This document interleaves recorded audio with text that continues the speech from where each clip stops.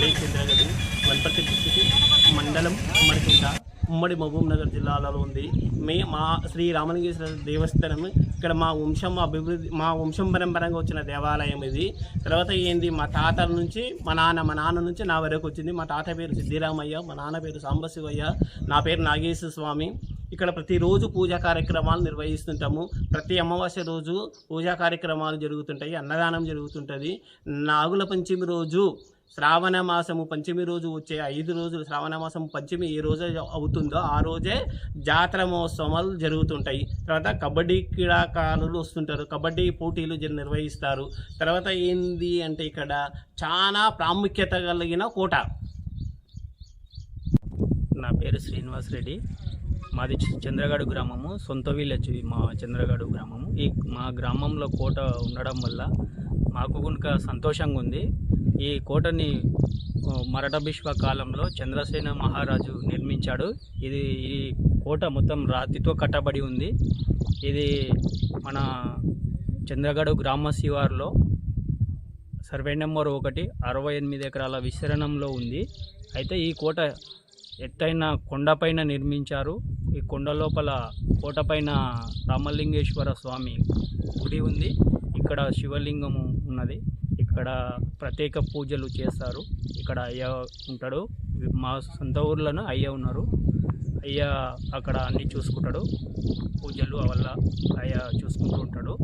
నమస్కారం అండి, నా పేరు జనార్దన్, మాది ఇల్లంపల్లి గ్రామం. ఈ కోట నుంచి 9 కిలోమీటర్ల దూరంలో మా గ్రామం ఉంటుంది. ఈ కోట యొక్క స్థల పురాణం ప్రకారం ఈ కోట చంద్రసేనుడు నిర్మించాడు. శాతవాహనుల కాలం నాటి కోట ఇది.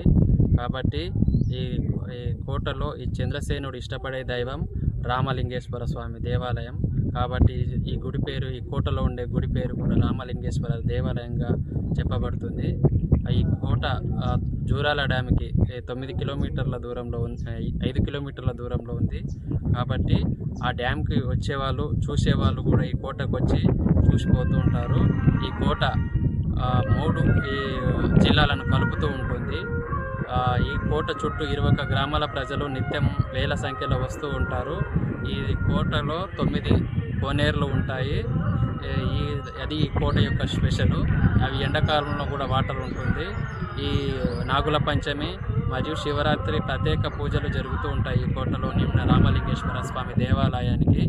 కాబట్టి ప్రభుత్వం చొరవ తీసుకొని గవర్నమెంటు తెలంగాణ వచ్చిన తర్వాత డెవలప్మెంట్ అవుతుంది అని ఆశపడ్డాము. 10 సంవత్సరాలైనా కాలే. ఇప్పటికైనా ప్రభుత్వం చొరవ తీసుకొని ఈ టెంపుల్ ఈ కోటని అభివృద్ధి చేస్తే ఈ చుట్టుపక్కల 21 గ్రామాల ప్రజలు చాలా సంతోషిస్తారని కోరుకుంటున్నాను. నా పేరు రవికుమారు, మా పక్కన ఉన్న మిట్టనందిమల గ్రామము.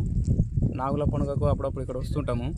ఇది 18వ శతాబ్దంలో మరాఠా భీష్మ మొదటి బాజీరావు ఆస్థానంలో పనిచేసే, ఆత్మకూరు సంస్థానంలో పనిచేసే చంద్రసేనుడు అనే రాజు ఇక్కడ కట్టించాడని చెప్తారు.